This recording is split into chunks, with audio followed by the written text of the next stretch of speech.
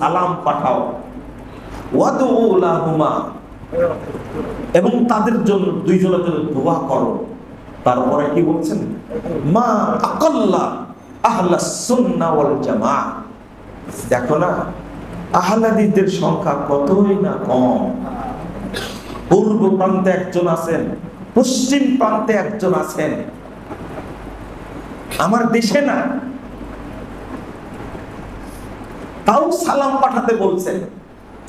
তাহলে এই ভ্রাতৃত্বটা কেমন রাখতে হবে, এই হাদিস থেকে স্পষ্ট, এই কথা থেকে স্পষ্ট বোঝা যায় তারা কতটা এই ব্যাপারে সচেতন ছিলেন। কারণ তারা জানতেন এইটা যতক্ষণ পূর্ণ না হবে ততক্ষণ আমার ভিতরে শক্ত ঈমান আসবে না। আর একটা বিষয়, সেটা হলো আমরা আরাফার মাঠে কি জমা হয় না? মিনার মাঠে জমা হয় না? মুজদালিফাতে জমা হয় না? এর মধ্যে কত বড় হিকমা আছে। আল্লাহ রাব্বুল আলামিন কত ভাবে আমাদেরকে শিক্ষা দিয়েছেন। 5 ওয়াক্ত সালাত জামাতের সাথে পড়া, এটা কি মুস্তাহাব, সুন্নাত, না ওয়াজিব, না ফরজ? 5 ওয়াক্ত সালাত জামাতের সাথে পড়া কি? কেন? বাড়িতেও তো আপনি পড়তে পারেন, জামাতে পড়তে পারবেন না? মসজিদ কেন? আল্লাহ বলছেন ওয়ান্নাল মাসাজিদা লিল্লাহ, পৃথিবীর যত মসজিদ সব কার? আল্লাহ, সব আল্লাহ। মসজিদকে আল্লাহর সাথে সম্পৃক্ত করা হয়েছে সরাসরি আল্লাহর সাথে। এটা বলতে পারতেন ওয়ান্নাল মাসাজিদা লির রহমান, তা বলেননি। ওয়ান্নাল মাসাজিদা লির রহিম, এটা বলেননি। ওয়ান্নাল মাসাজিদা লিল্লাহ, আল্লাহর সাথে সম্পৃক্ত করেছেন।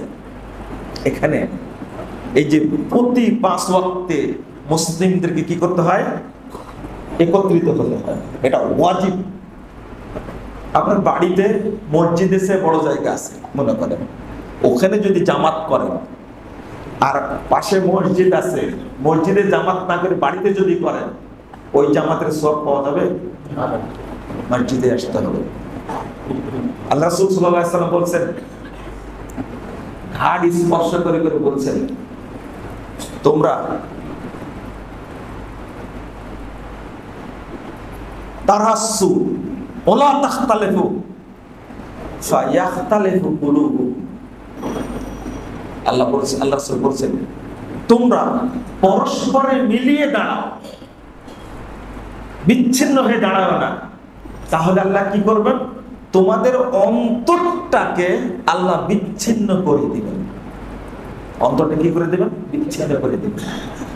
এই যে ঐক্যবদ্ধ থাকার যে প্রসঙ্গটা, ইবনে মাসউদ রাদিয়াল্লাহু আনহু তিনি বলছেন, আল জামাতু মা ওয়াফাকাল হক ওয়া ইন কুনতা ওয়াহদাক। তার আগে আরেকটা হাদিস বলি, একজন মহিলা নামাজ পড়ে, সিয়াম রাখে, সাদাকা করে, তো তার একটা অপরাধ, আল্লাহ রাসূলকে প্রশ্ন করলেন, একটা অপরাধ হলো পরশীর সাথে খারাপ ব্যবহার করে। কি করে? আল্লাহ রাসূল বলছেন হিয়া ফিন্নার, ও জাহান্নামে যাবে। কিন্তু আরেকটা মহিলা নামাজ পড়ে, অত বেশি পড়ে না, দরিদ্র মানুষ, দান খায়রাত করে না, আবার নফল সিয়ামও করে না, কিন্তু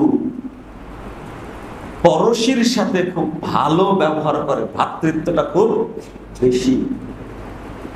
রাসূল সাল্লাল্লাহু আলাইহি ওয়াসাল্লাম বলেছেন হিয়া ফিল জান্নাহ, এই মহিলা জান্নাতে যাবে। তাহলে আল্লাহর চোখে, রাসূলের চোখে ভ্রাতৃত্বটা কত মূল্যবান, ভাবখানে এরকম সালাতের চেয়েও বেশি, তাই না? সিয়ামের চেয়েও কি? না না না, আউসাকুল ঈমান, ও ঈমানের শক্ত বাঁধনটা যতক্ষণ আপনার মধ্যে না আসবে ততক্ষণ ঈমান দিয়ে কোনো কাজ করতে পারবেন না। আপনার ব্লাডের হিমোগ্লোবিন যদি হয়ে যায় 3 থেকে 4, আপনার হার্ট কাজ করবে? এটা ঠিকই বুঝেন, ডাক্তার বলে দিয়েছে আপনার তো হিমোগ্লোবিন একেবারেই কম, একবারে 6-এর নিচে নেমে গেছে, তখন তো আপনার শুরু হয়ে যায় কঠিন অবস্থা।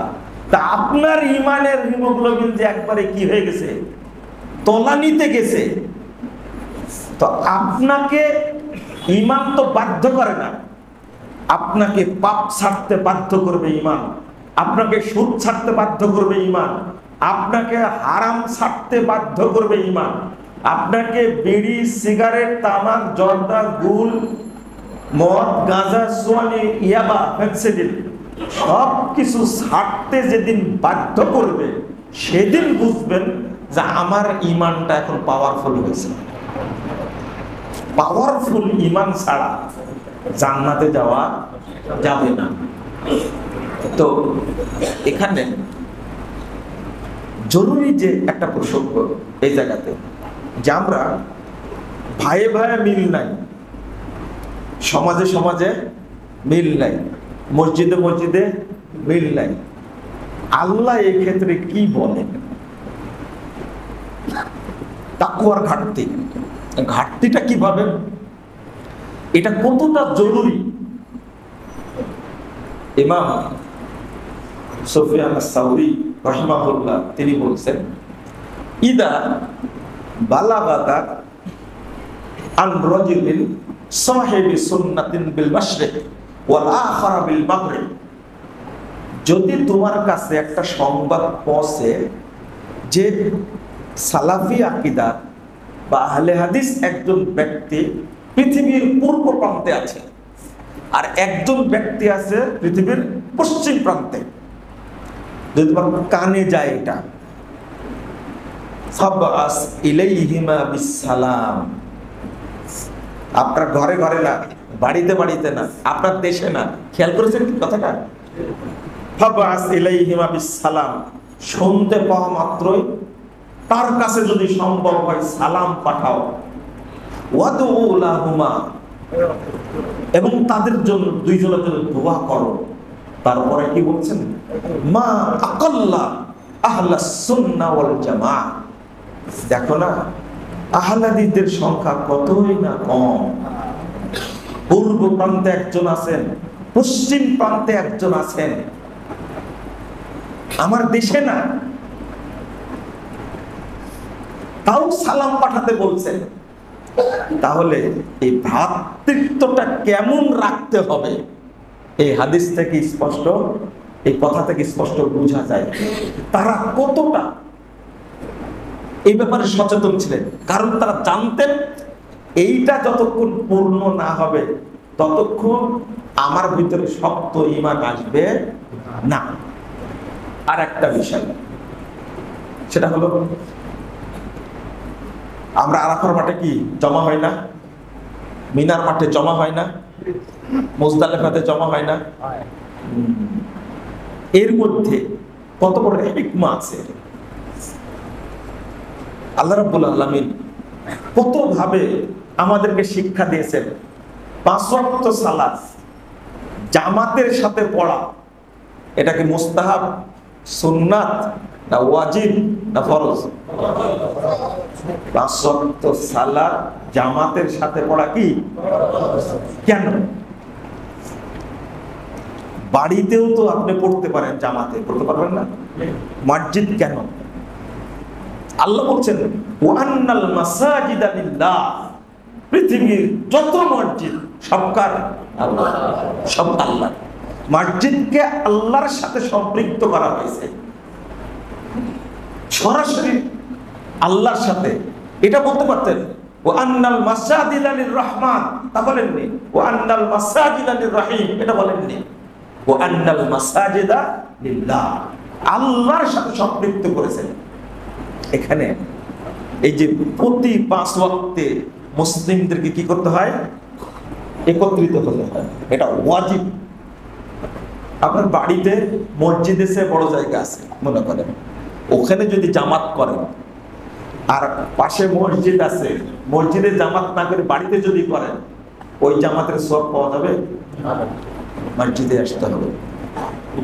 আল্লাহ রাসূল সাল্লাল্লাহু আলাইহি ওয়াসাল্লাম বলছেন, ঘাড় স্পর্শ করে করে বলছেন, তোমরা তারাসসু ওয়ালা তাখতালিফু ফায়াখতালিফু কুলুবুকুম। আল্লাহ বলছেন, আল্লাহ রাসূল বলছেন, তোমরা পরস্পরে মিলিয়ে দাঁড়াও, বিচ্ছিন্ন হয়ে দাঁড়াও না। তাহলে আল্লাহ কি করবেন? তোমাদের অন্তরটাকে আল্লাহ বিচ্ছিন্ন করে দিবেন। অন্তরটা কি করে দিবেন? বিচ্ছিন্ন করে দিবেন। এই যে ঐক্যবদ্ধ থাকার যে প্রসঙ্গটা, ইবনে মাসউদ রাদিয়াল্লাহু আনহু তিনি বলছেন, আল জামাতু মা ওয়াফাকাল হক ওয়া ইন কুনতা ওয়াহদাক। তার আগে আরেকটা হাদিস বলি, একজন মহিলা নামাজ পড়ে, সিয়াম রাখে, সাদাকা করে, তো তার একটা অপরাধ, আল্লাহ রাসূলকে প্রশ্ন করলেন, একটা অপরাধ হলো পরশীর সাথে খারাপ ব্যবহার করে। কি করে? আল্লাহ রাসূল বলছেন, হিয়া ফিন্নার, ও জাহান্নামে যাবে। কিন্তু আরেকটা মহিলা নামাজ পড়ে, অত বেশি পড়ে না, দরিদ্র মানুষ, দান খায়রাত করে না, আবার নফল সিয়ামও করে না, কিন্তু পরশীর সাথে খুব ভালো ব্যবহার করে, ভ্রাতৃত্বটা খুব বেশি। রাসূল সাল্লাল্লাহু আলাইহি ওয়াসাল্লাম বলেছেন, হিয়া ফিল জান্নাহ, এই মহিলা জান্নাতে যাবে। তাহলে আল্লাহর চোখে, রাসূলের চোখে ভ্রাতৃত্বটা কত মূল্যবান, ভাবখানে এরকম সালাতের চেয়েও বেশি, তাই না? সিয়ামের চেয়েও কি বেশি, যাকাতের চেয়েও বেশি। এবং এই জিনিসটা আমরা না বোঝার কারণে আমরা জামাত থেকে আলাদা থাকি, আমরা পরস্পরের সাথে কথা বলা থেকে আলাদা থাকি। দেখেন, আপনি চিন্তা করেন, আপনি পরস্পরে ঢাকাতে একটা ফ্ল্যাটে আছেন, তারপর পাশের ফ্ল্যাটে কয়জন লোক আছে, কে অসুস্থ, 5 বছর যাবত থাকেন, আপনি জানেন না। সেও অফিস করে, আপনি অফিস করেন, লিফটে একসঙ্গেই উঠেন, কিন্তু কোনোদিন জিজ্ঞেস করেননি আপনি যে ভাই আপনার বাড়ি কোথায়। ও মনে করে জিজ্ঞেস করলে সন্দেহ করবে, আমিও মনে করি জিজ্ঞেস করা ঠিক হবে না। কথা বুঝতে পারলেন? মানুষ মরে গেলেও জানে না কে মরেছে। ওই মাঝে মাঝে দেখা যায় চেয়ার গুলো এক জায়গায় হয়েছে, কি হয়েছে, একজন মরে গেছে, একজন মরে গেছে, কে মারা গেছে, কোন ফ্ল্যাটে থাকতো, এটা আপনি জানেন না। লাশ নিয়ে গ্রামে চলে যাবে, তাই না? এই দীর্ঘদিন যাবত থাকছেন, একজনের সাথে আর একজনের সম্পর্ক নাই, এর ফলাফলটা কি? এজন্য বহু জায়গায় বৃদ্ধ মানুষ মরে পড়ে থাকে, 2 দিন 3 দিন পরে তালা ভেঙে বের করে না? কত ঘটছে এটা। এর মধ্যে বড় আলেম মারা গেছে, জানেন? আপনারা শুনেছেন মনে হয়।